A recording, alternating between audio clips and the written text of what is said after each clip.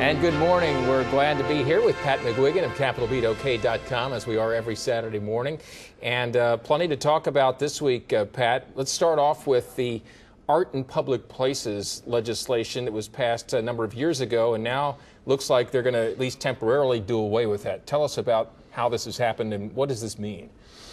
Well, what's been in law is a requirement that any time you spend $250,000 or more on a public project, that there's a pot of money, 1.5% of the total cost, to be dedicated to public art. And Mike Reynolds of Oklahoma City has been a leading critic of this, and Leslie Osborne of Tuttle took the lead in fashioning legislation, and it indeed passed to do, I believe, a 3-year moratorium. Reynolds and others say do away with it completely, and that really, it poses an interesting question about the role of government, but I do want to stress that even critics like Josh Brasheen from Colgate, one of the new state senators, he basically said, you know, under the existing law, folks in the countryside basically are sponsoring public arts projects in Oklahoma City and Tulsa, and there, he has a point.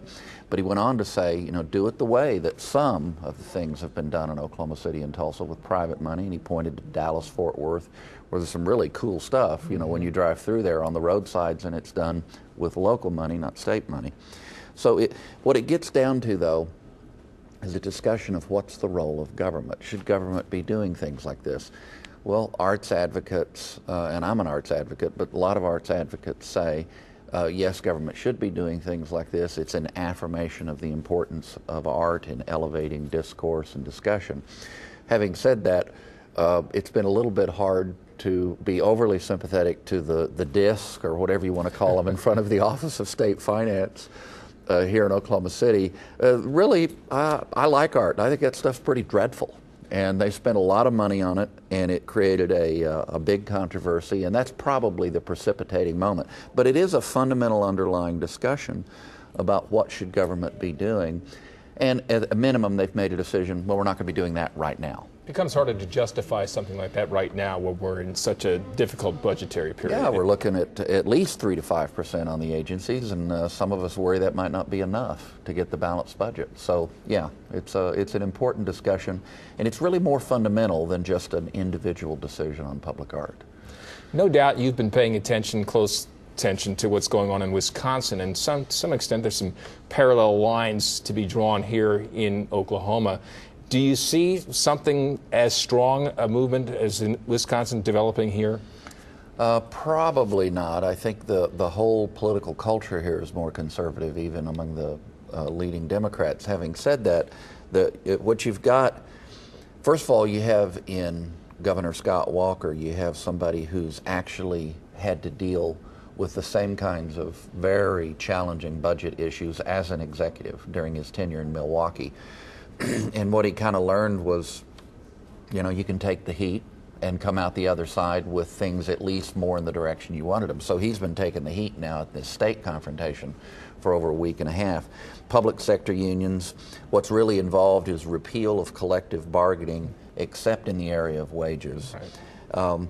For public sector employees, and then increased withholding for pensions, and they're objecting very strongly. Unions are stronger, both public and private sector in Wisconsin, than here.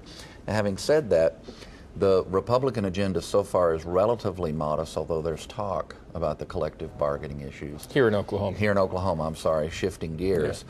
Yeah. The governor is obviously not being quite as confrontational, not nearly as confrontational, I should say, right, as Governor Walker. She's taking more of a middle path.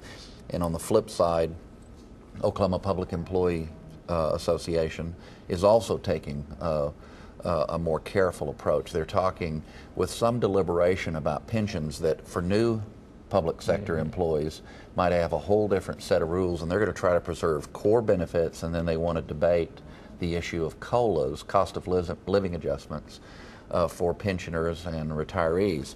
It's a difficult issue. Now, bottom line, this is a divisive issue, yes, whether or not to take these steps, although a lot of people, even union guys in the private sector, they say, well, welcome to the club. Get used to it. We've been doing givebacks for years. It's the reality of the modern economy illustrated in some contentious policy discussions. It certainly will be something that bears watching here. Oh, yeah, it's going to be big. Okay. All right. Pat, thank you very much. Again, you can read more about these topics and others at CapitolBeatOK.com. Thanks for joining us this morning. We'll see you next week.